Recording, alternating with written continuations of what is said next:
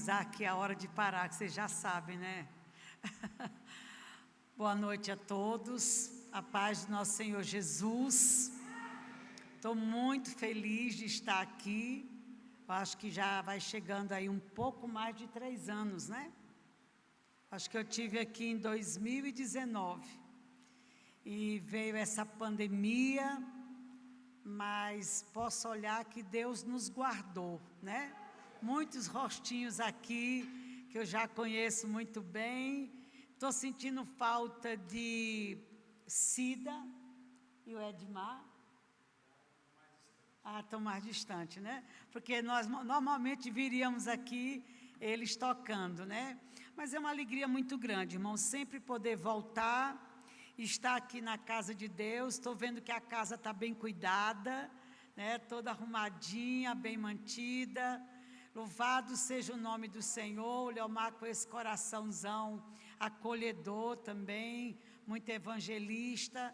Então, glória a Deus pela vida dele e pela vida de todos vocês. Quero agradecer também a alegria aqui de ver a Juliana, né, Juliana?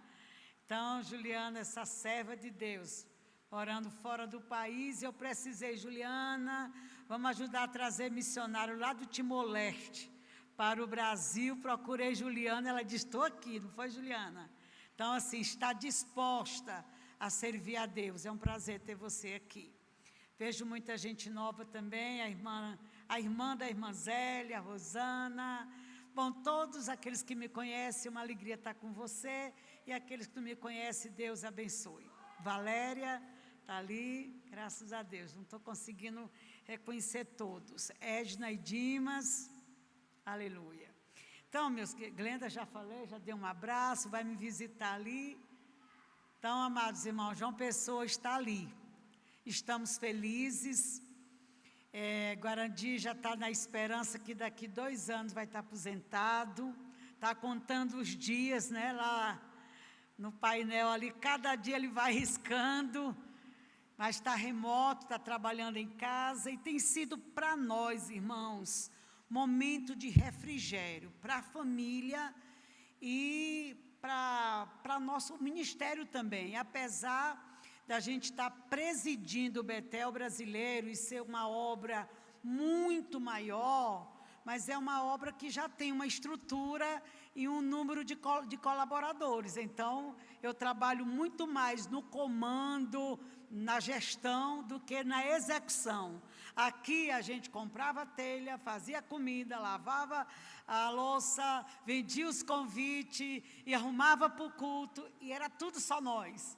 Então, lá tem esse diferencial, já tem uma equipe grande que trabalha e que está ali pronto para executar. Então, eu me sinto mais descansado, apesar de estar lá presidindo o Betel brasileiro.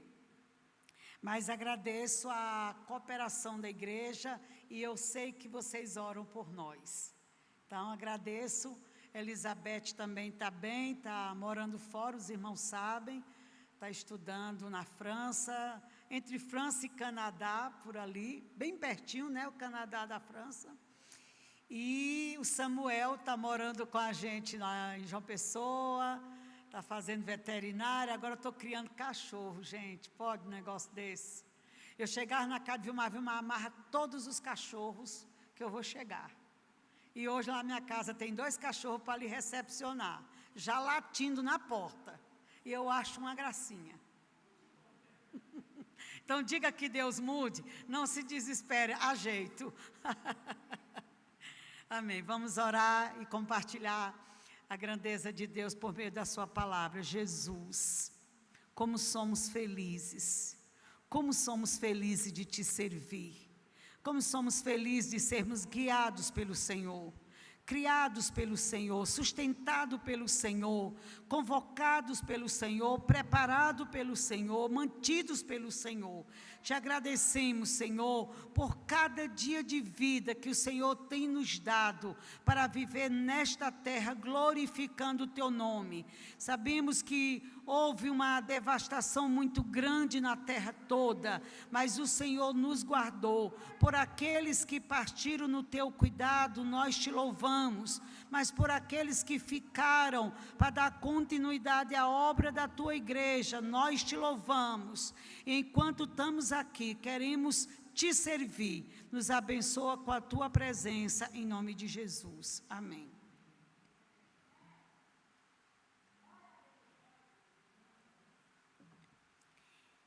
Em 1910, lá na Escócia, 1910 na Escócia, na cidade de Edimburgo, estava acontecendo a primeira conferência missionária mundial, 1910.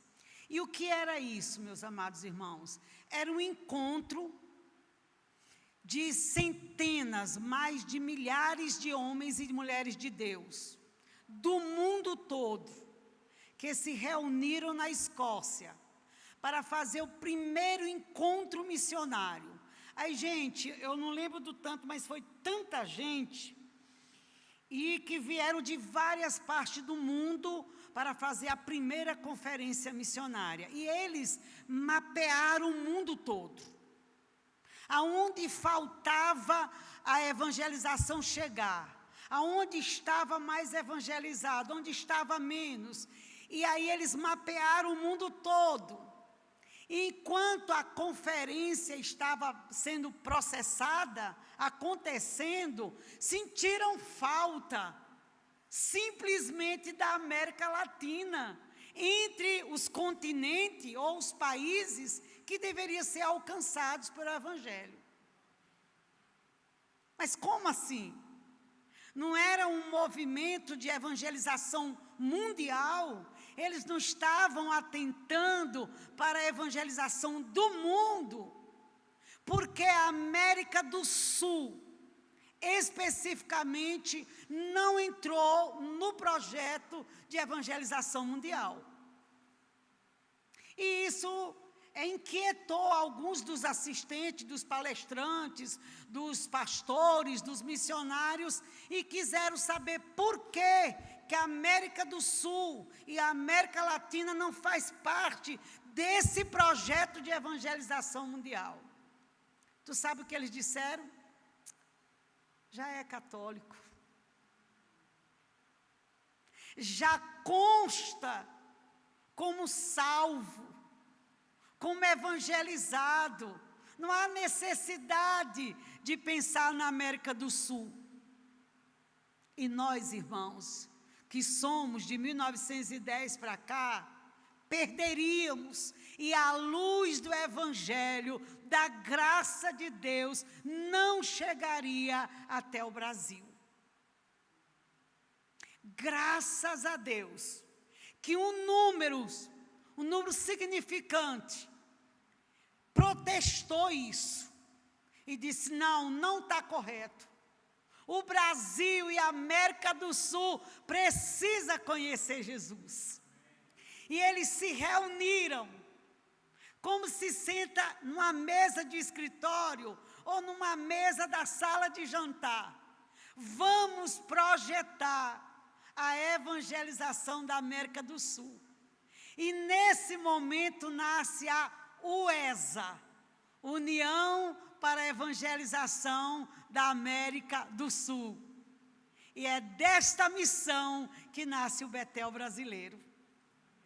Você imagina, queridos, que história linda.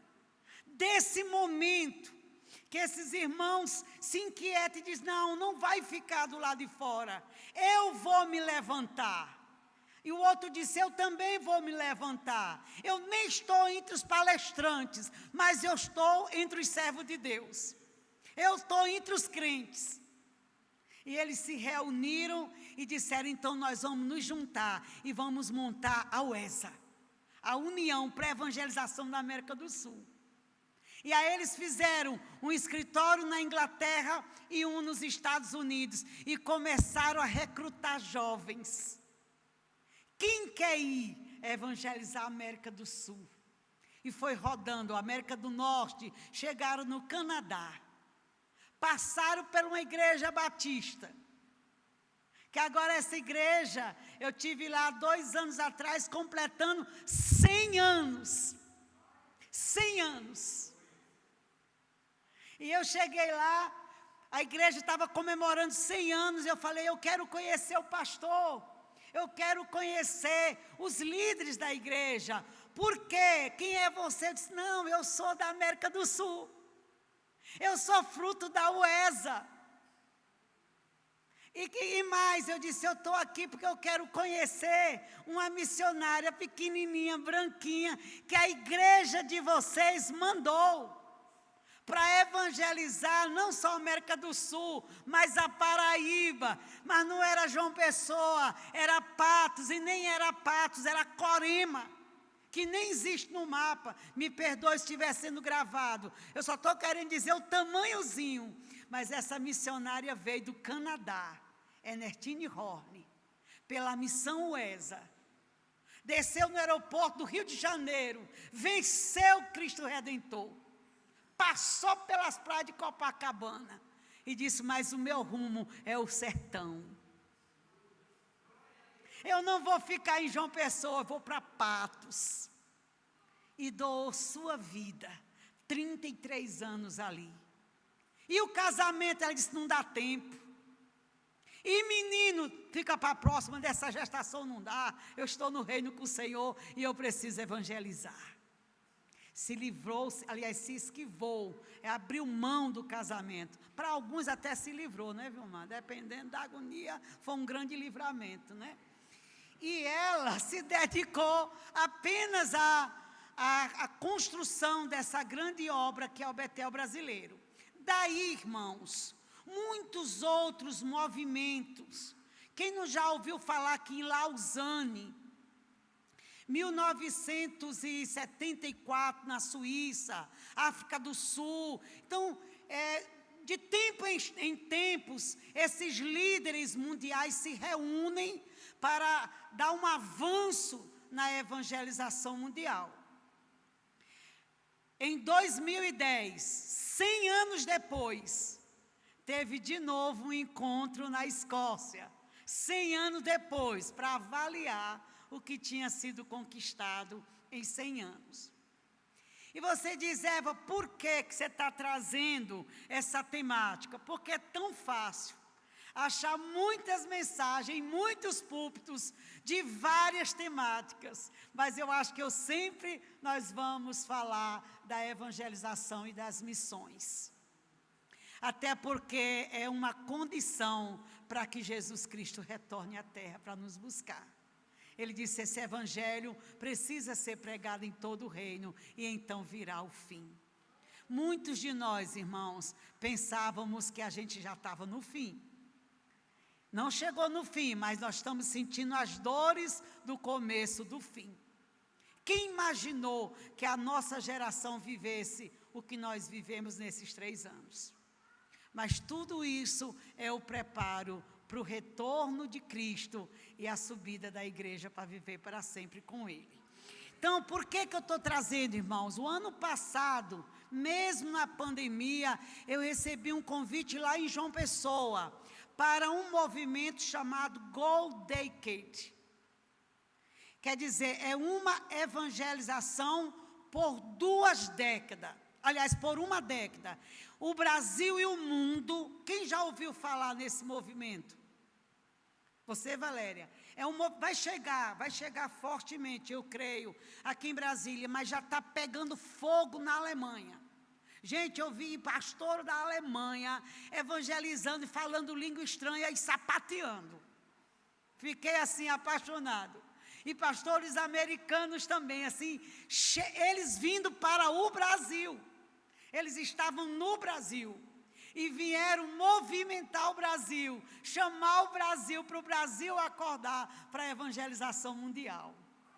Coisa linda, coisa linda. Então esse movimento já tem uma cidade em São Paulo, que até as autoridades políticas já se converteram. E à noite, em um determinado momento, a cidade inteira inteira para louvar a Deus. E nas janelas, você vai passando nas ruas e vai ouvindo nas janelas o mesmo hino sendo tocado em todas as casas onde tem um crente.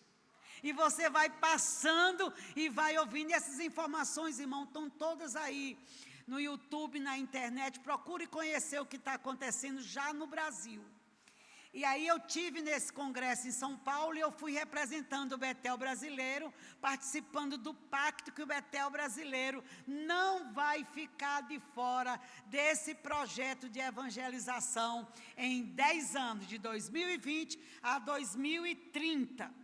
Então, irmãos, acordemos todos nós. É hora de preparar a igreja para receber a mensagem do Evangelho, para levar a mensagem do Evangelho. E a proposta é: juntos podemos alcançar o mundo. Sozinho não, mas juntos nós poderemos alcançar o mundo.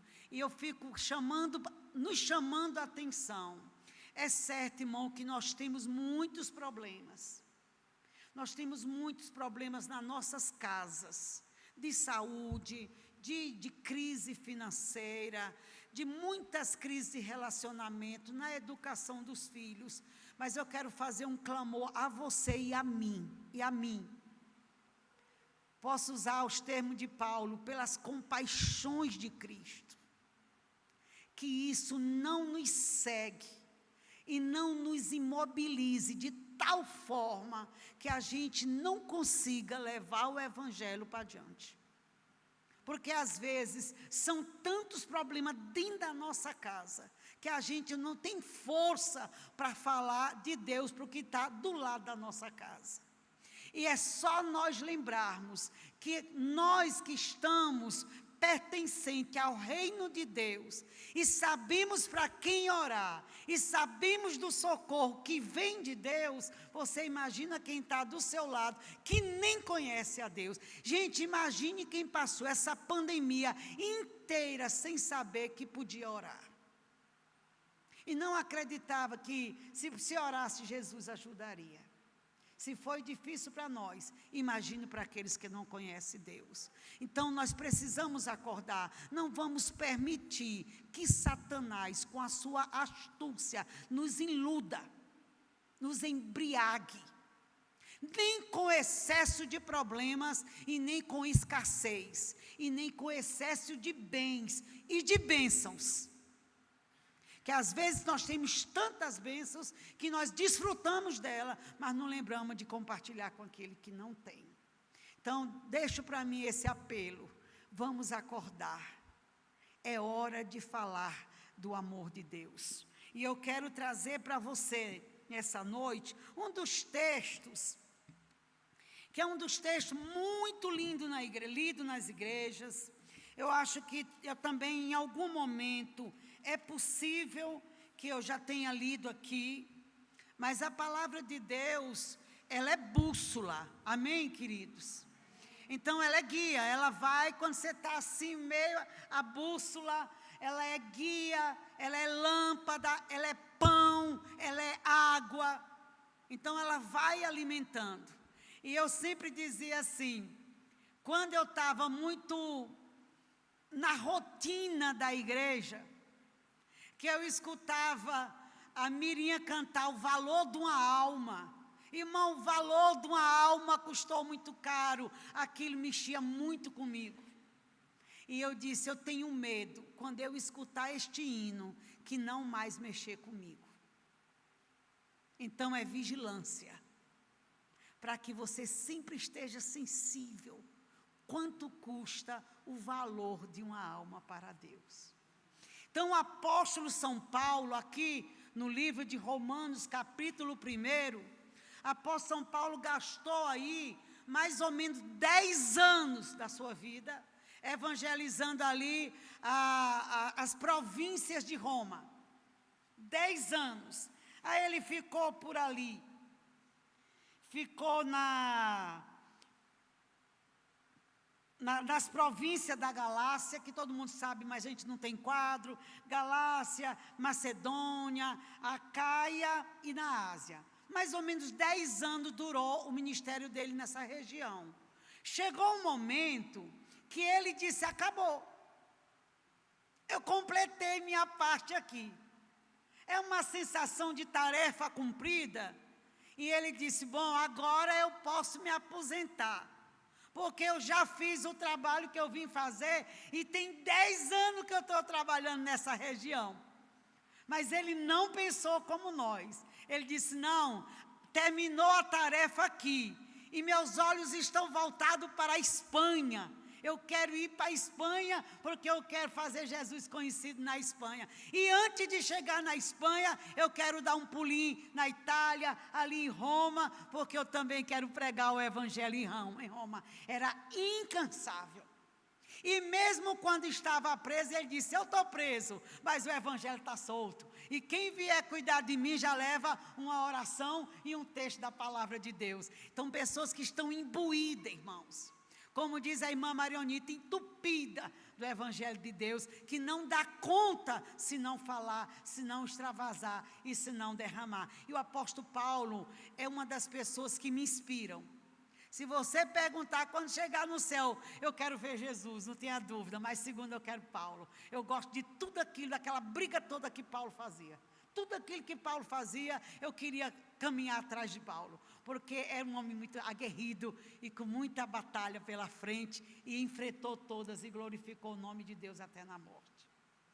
E aí, quando chega aqui no capítulo 1 de Romanos, capítulo 1 de Romanos, ele ainda não chegou em Roma, ele ainda pretende ir para Roma, mas já mandou uma carta.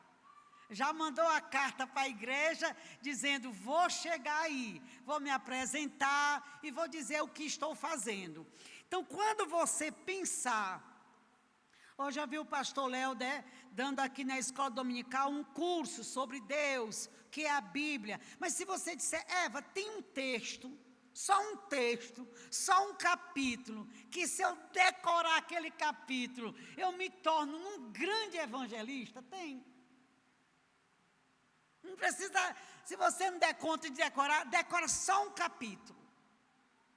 Você vai pegar esse capítulo, você vai ler ele segunda todo, aí terça você lê todo de novo, quarta-feira, daqui um mês você liga para mim, que eu vou lhe dar um certificado da maior evangelista aqui da igreja. Se você decorar apenas esse texto, que para mim é o texto maior da evangelização no Novo Testamento. E esse texto, ele é um texto longo, eu não vou ler o texto todo, porque ele é longo, mas eu vou dividir em 3 pontos, e a gente estuda por aquele ponto que a gente abordar. Estão me seguindo aqui? Estou fazendo compreendido? Primeiro, se eu vou evangelizar qualquer povo, eu preciso de 3 coisas. O que é que eu preciso, gente? Eu preciso do povo que eu vou evangelizar, sim ou não? Eu preciso da mensagem que eu preciso dar, sim ou não? E a pessoa que vai levar a mensagem, só 3. Então, o que eu preciso, Gláucia, para eu ser uma grande evangelista? Saber que eu vou precisar de 3 coisas: um pecador, um salvador e um emissário. Não é fácil? E está só num texto. Agora, para eu ser motivada a conhecer a comunidade que o portador vai levar ao evangelho, quanto mais informação eu tiver sobre este povo, mais fácil eu consigo chegar ao seu coração.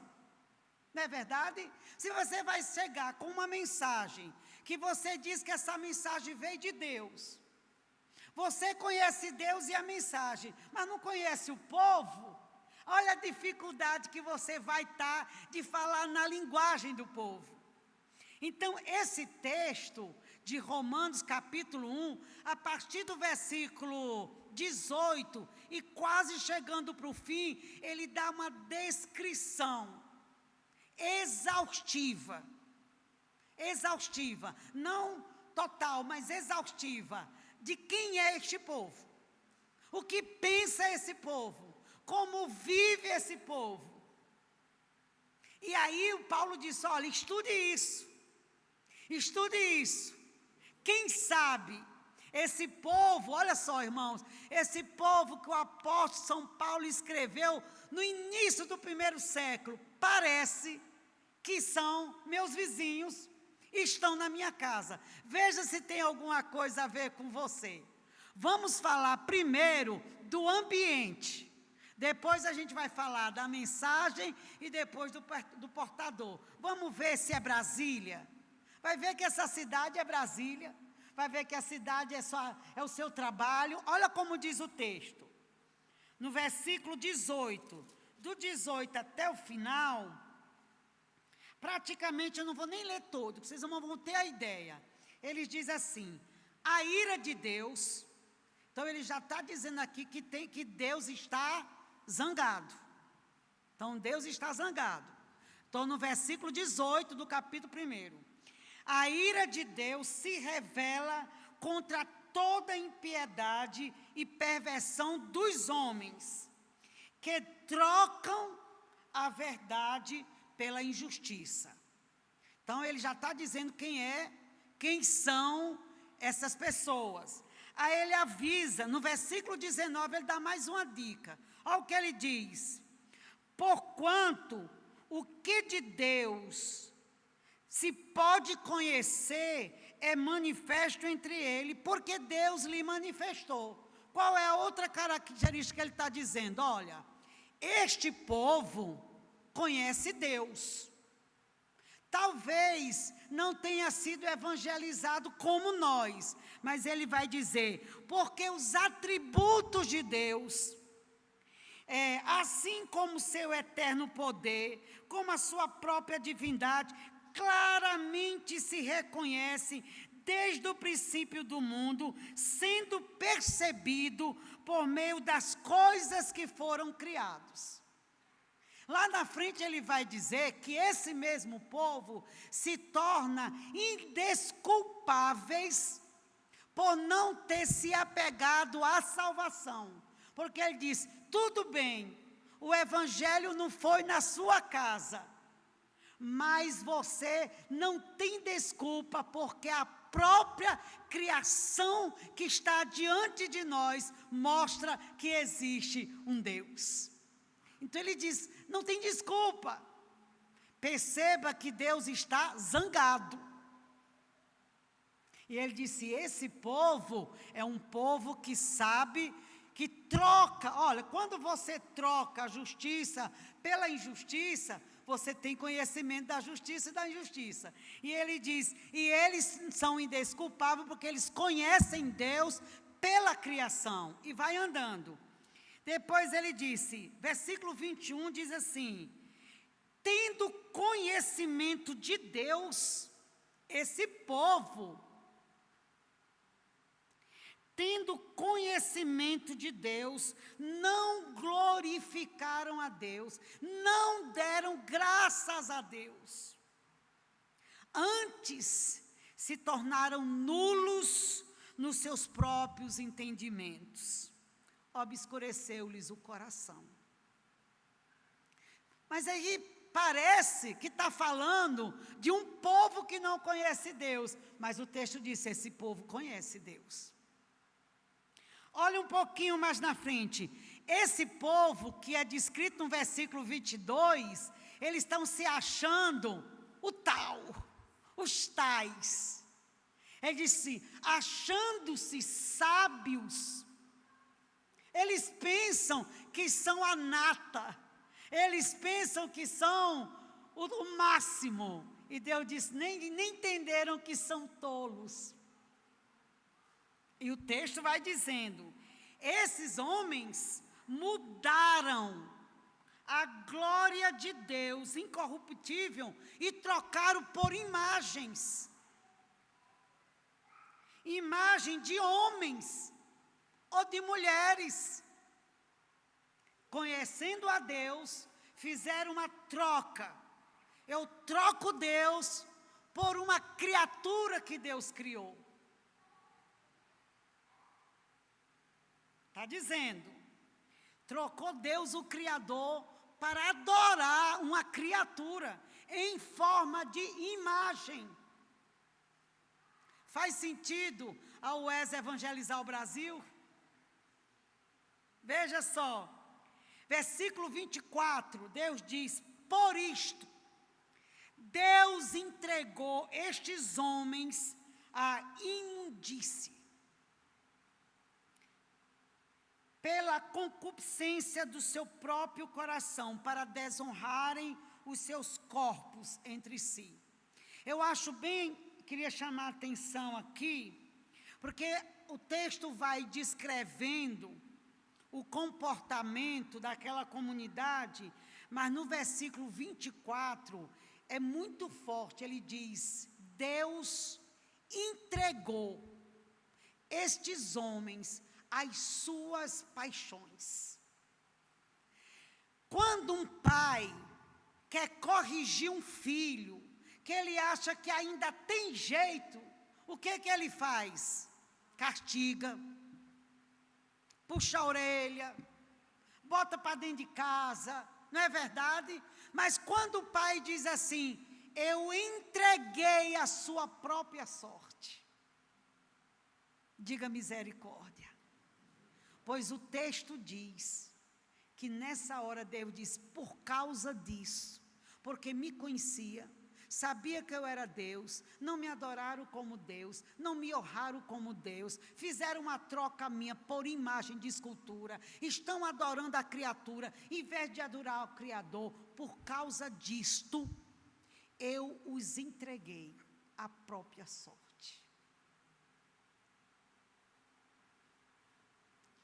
E ele disse, e a própria sorte desses homens aqui, a Bíblia afeta, essa entrega, afeta 3 áreas bem fortes da vida do homem. Se você vê, no versículo 24, diz assim, Deus entregou tais homens às imundícias pela concupiscência do seu próprio coração para desonrar os seus corpos entre si. Ele está dizendo que Deus entregou aqui aos corpos, as ações infames, ações, atos infames. Gente, é coisa que muitas vezes o homem faz e depois ele duvida que ele fez. Mas ele é traído pelas suas más ações. Mas no versículo, irmão, aqui no versículo 26, diz assim, por causa disso, da mesma coisa, Deus entregou os homens a sentimentos infames. Não só as ações eram infames, mas aquilo que eles sentiam. Porque primeiro você sente, para depois você executar, não é verdade?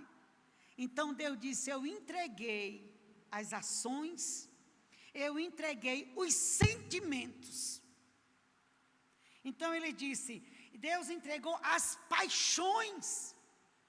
Um homem se apaixona mesmo, de fato, com tudo que acarreta uma paixão.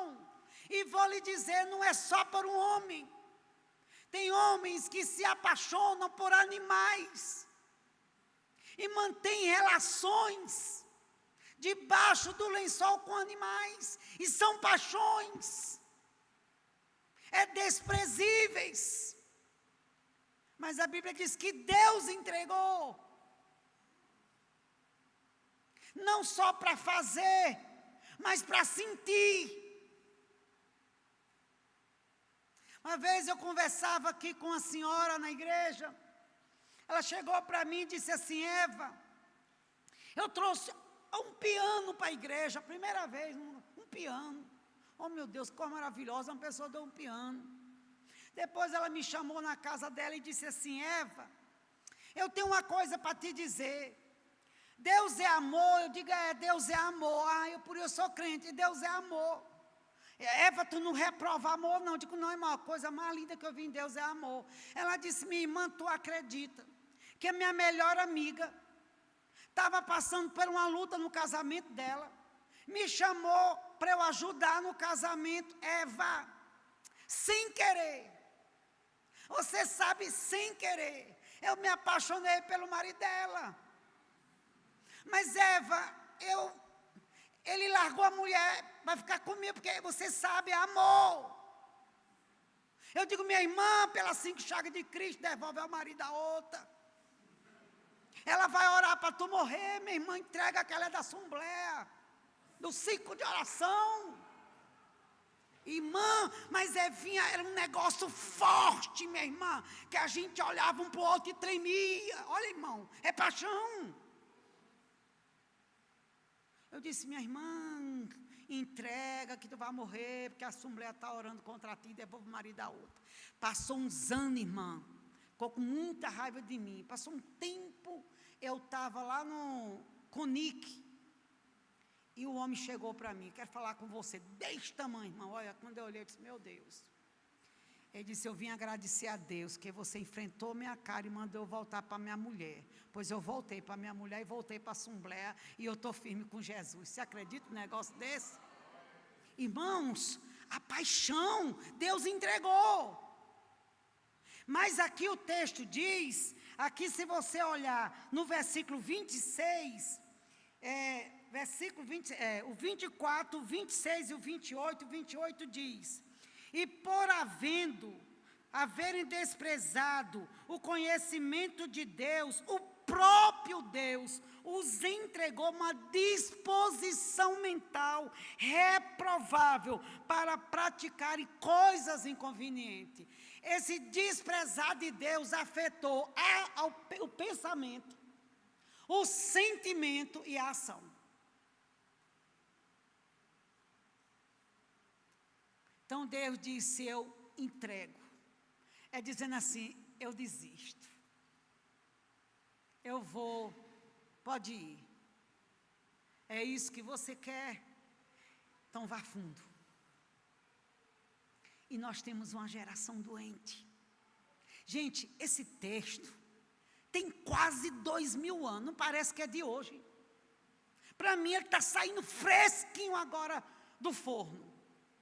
Olha o que ele vai dizendo.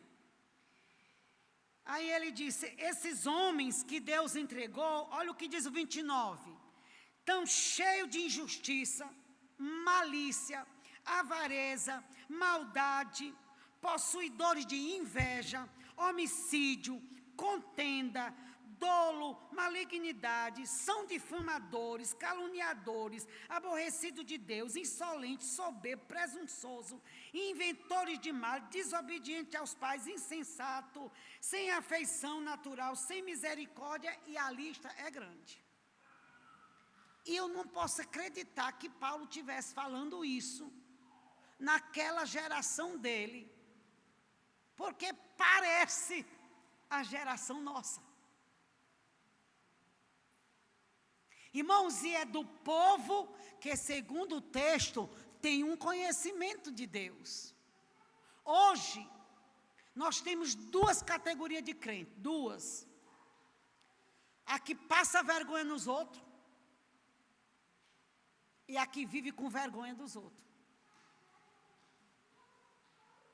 Porque se você vir e ouvir como estão as brigas nas internet de líderes, pastores, esposas, é uma confusão, que parece que nós estamos ou passando vergonha, ou dando vergonha. E eu tenho receio, temor, de que nós possamos estar vivendo uma geração profetizada pelo apóstolo Paulo, Deus entregando a sua própria sorte.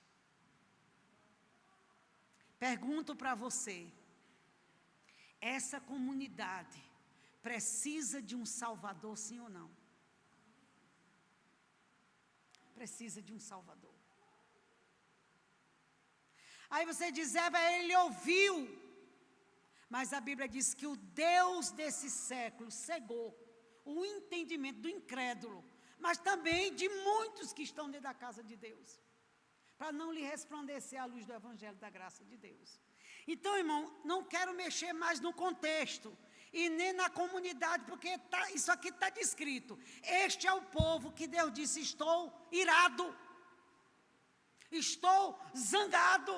Será que tem alguém que nós amamos, que nós conhecemos, da nossa família, do nosso trabalho, que não está dentro desse acervo? Não? Oxalá. Será que todos nossos estão dentro dessa proteção? E o texto diz: Deus está irado. Só tem um jeito para essa geração se salvar. Não é uma mensagem psicológica, não é filosófica, não é sociológica. É só o Evangelho de Jesus de Nazaré que pode salvar a humanidade desse caos. Aí você diz amém. E eu posso dizer para você que nós temos que atentar qual é o Evangelho. Porque lá em Gálatas, Paulo diz que se vier um outro mensageiro pregando um outro evangelho, então, possivelmente, tenha outros evangelhos, sim ou não? Paulo disse, pode ser que venha outro. Então, você já entrou na igreja que o pastor, o pregador, deveria pregar um texto da Bíblia, mas ele pegou uma pesquisa sociológica, e a gente gosta, porque coloca a gente dentro da sociedade, mas não salva. Não cura, não quebra os grilhões do pecado. Só o Evangelho de Jesus Cristo. E para você dizer, Eva, e como eu vou ser evangelista, qual é o sinal, quais são as características do verdadeiro Evangelho? Sabe o que quer dizer Evangelho? Notícia boa. Notícia boa. Então, o Evangelho de Jesus é uma notícia boa. Mas a notícia boa não é aquela notícia que para nós é boa. Notícia boa, muitas vezes, é o remédio amargo que ele sara. Nem todas as doenças você vai sarar com um Decadron. Você vai ter que tomar um remédio amargo. Então, veja só, o Evangelho, ele disse aqui tão direitinho. Olha, acompanha comigo o capítulo 1, verso 1. Ele diz: Paulo, servo de Jesus Cristo, chamado para ser apóstolo, separado para o Evangelho. Então, o Evangelho é de Deus. O Evangelho é do pastor? O Evangelho é da sua denominação? Não, o Evangelho que salva e que vai resgatar este homem que Deus está irado, é o Evangelho de Deus. Bote aí, de Deus. Não é do pastor, é de Deus. Depois ele disse, esse Evangelho que é de Deus, ele tem uma característica que para mim é quase que diferencia de todos. Porque ele disse, esse Evangelho é o qual foi por Deus profetizado outrora pelos seus profetas. Então, esse Evangelho, meu irmão, é um Evangelho antigo, lá do jardim, antes da criação do mundo, mas que se revelou na queda de Adão. Lembra? Vai nascer da semente da mulher. Esse é o Evangelho.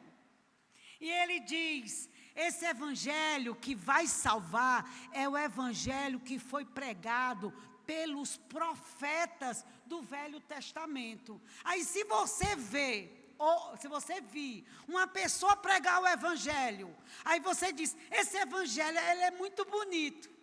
Eu estou gostando porque diz que vai me deixar até rico. Eu estou gostando, mas esse Evangelho é o Evangelho que foi profetizado no Velho Testamento pelos profetas de Deus. Se ele disser não, foi o do Buda, senão então não é o meu não.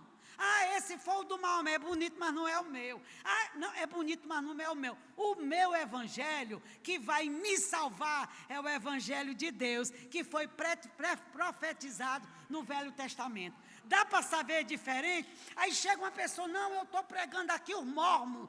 Aí a Bíblia é bonita, a capa é dourada, tem tudo bonitinho. Você diz, mas deixa eu ver, esse aqui está no Velho Testamento? Está não. Então pode caminhar, vá para a próxima rua, porque aqui eu estou no Evangelho de Deus. E o Evangelho que é de Deus, ele está escrito no Velho Testamento e foi dito por Deus aos profetas. Olha, gente, para mim isso é uma dica forte. Eu segurei essa dica. Depois ele diz o quê? Outro detalhe. Este evangelho, ele vai falar, presta atenção, irmãos. Versículo 3. Ele fala de Jesus, que veio segundo a carne e é descendente do rei Davi. Aí você diz, mas o Maomé é legal, é muito legal, mas ele é descendente do rei Davi? Não, ele é Jesus, não, então passa porque não é o meu. O meu, ele é o Filho de Deus, vai ressuscitar, e ele veio da descendência do rei Davi, está claro no texto, ó. Com respeito, o Evangelho fala a respeito do seu filho, o qual, segundo a carne, veio da descendência de Davi. Se não foi de Davi, não é esse o Evangelho. Passa para frente. E ele disse, esse Evangelho designou Jesus Cristo, Filho de Deus, com o Espírito de santidade, e ressuscitou dos mortos, a saber, Jesus, o nosso Senhor. Olha aí. Aí você pergunta, qual foi o outro que ressuscitou dos mortos? Porque quando você vai no túmulo de Maomé, eu estou falando essa porque são as religiões maiores do mundo. Islamismo, judaísmo, cristianismo e budismo. E se tu fores no túmulo de Buda, os dentes do Buda estão lá. Não ressuscitou. Se você for no do Maomé, um pedaço de cabelo também está lá. Aí você disse, então não é esse evangelho, porque o meu evangelho, o túmulo está vazio, porque ele ressuscitou. Se não ressuscitou, toca para frente. Está vendo, irmão, tudo isso em um texto só. Então, se você decorar esse texto, ó, você está aí pronto para receber. E aí ele diz, e Paulo diz aqui no versículo 5, e é por intermédio desse Jesus, que veio em carne, com o espírito de santidade, que é descendente de Davi, e foi designado Filho de Deus, ele foi morto e ressuscitado, e ele me chamou para eu pregar o Evangelho. Está tudo aqui. Está tudo aqui. Aí você diz, e você diz, pronto, Eva, vamos parar por aqui, que eu acho que o tempo já está quase terminando, né, pastor Léo? Já acabou, está vendo, irmão? Vou fechar em 2 minutos, garanto, ó. A gente já viu a terra, né, como é que é o povo, e já viu qual é o evangelho, já aprendemos 2, vamos por último, bem rapidinho. Quem pode pregar esse evangelho? Quem pode? Quem é que pode pregar esse evangelho? Qual é o perfil desse mensageiro? Veja comigo aí. E é bem rapidinho. No versículo 1, diz o quê? O apóstolo São Paulo diz, eu sou um escravo. Então ele já está dizendo que a pessoa que vai trabalhar, viu, Marionita? Essa pessoa que se oferece, que é chamado para servir a Deus, ele é separado. Ó, aqui diz, ó, Paulo, eu fui separado. Então, primeira coisa, não está misturado com o mundo. Versículo 8. O versículo 8 diz, eu sou agradecido. Aquele missionário que só reclama, está fora. Está fora. Esse aqui diz, eu estou agradecido. O versículo 9 diz, Deus é minha testemunha de que eu gosto de orar. Ele também ora. No versículo 14, já para eu terminar aqui, ele diz, eu sou devedor. Você acredita? A pessoa que vai evangelizar essa geração para não cair no juízo de condenação de Deus, ele não está nem dormindo direito. Você dorme direito? Se estiver dormindo, não é você. A pessoa que Deus vai chamar, ou já chamou, ela está perturbada. Ela diz: eu estou devendo, eu não vou fazer favor, eu não preciso que o pastor me vie, porque eu sou devedor, a dívida é minha, se o pastor não me mandar, não tem nada a ver, eu sou devedor desta mensagem. Se você se sente que você é devedor, então isso aqui tem tudo a ver com você. E ele ainda diz mais: quanto a mim, versículo 15, quanto a mim, eu estou pronto a qualquer hora, para qualquer lugar. Alguém pergunta para mim lá em João Pessoa: Eva, você tinha uma casa grande, eu visitei sua casa, você não tem saudade da sua casa, tem ou não? Eu mandei a empregada doar tudo que eu tinha, lavar a casa e deixar a chave na casa da mamãe. Eu não tenho vontade, eu não tenho saudade da minha casa. Eu tenho saudade da minha mãe. Tem saudade de Brasília? Tenho não, meu irmão. Porque o meu campo é o mundo. Aonde eu tiver é o melhor lugar do mundo. Eu estou pronta. Tudo que eu botei no meu carro foi num Logan branco. 1.0, o que coube dentro do Logan foi a bagagem e a família, foi o que eu levei. Estou pronta. Todo dia me pergunta: e você vai ficar no Betel? Estou pronta, para qualquer lugar eu estou pronta, porque eu me sinto perturbada com essa mensagem, ela tem tudo a ver comigo. E ele diz: não me envergonho desse evangelho. Estou concluindo. A pessoa, Marionita, irmãos, que Deus já soprou no ouvido, que Deus já chamou, ela não tem vergonha. Sabe o que o Samuel fala para mim? Mãe, eu vou lhe apresentar um amigo, mas eu já sei. A senhora vai perguntar o CPF do pai do amigo, o senhor vai perguntar o telefone, o senhor vai perguntar onde ele trabalha. E no final a senhora vai dizer: eu sou crente. A senhora tem que dizer, porque a senhora não dá conta, mãe, de dizer que não é missionária do Betel. Eu digo: é o meu maior orgulho. Eu digo, se eu não sair, eu tenho que dizer que eu sou crente, que eu sou missionária e que eu sou serva de Deus e que essa mensagem é para mim. Tem tudo a ver comigo. Então ele disse: ai de mim, se eu não pregar esse evangelho. Eu não tenho vergonha do evangelho, é poder de Deus.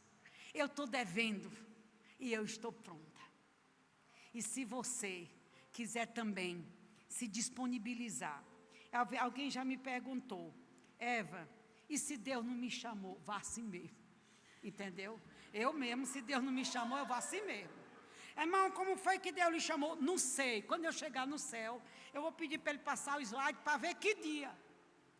Não sei se me chamou, mas uma coisa eu sei: do lado de fora eu não fico. Qualquer coisa, nem que seja atrapalhar ali no meio, eu vou ficar. Mas eu não dou conta de ficar de fora de um projeto tão grande. Porque eu não vou aguentar chegar no céu e o povo contar tudo o que fez e eu não contar nada.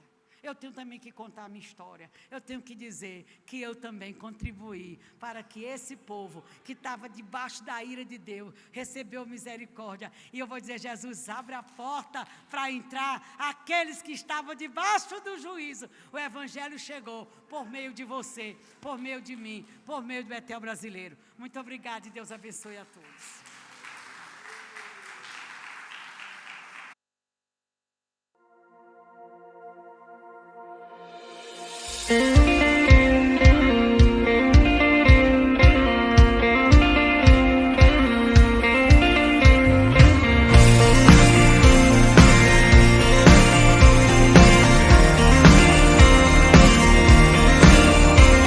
Tua graça me alcançou, pra ti quero viver.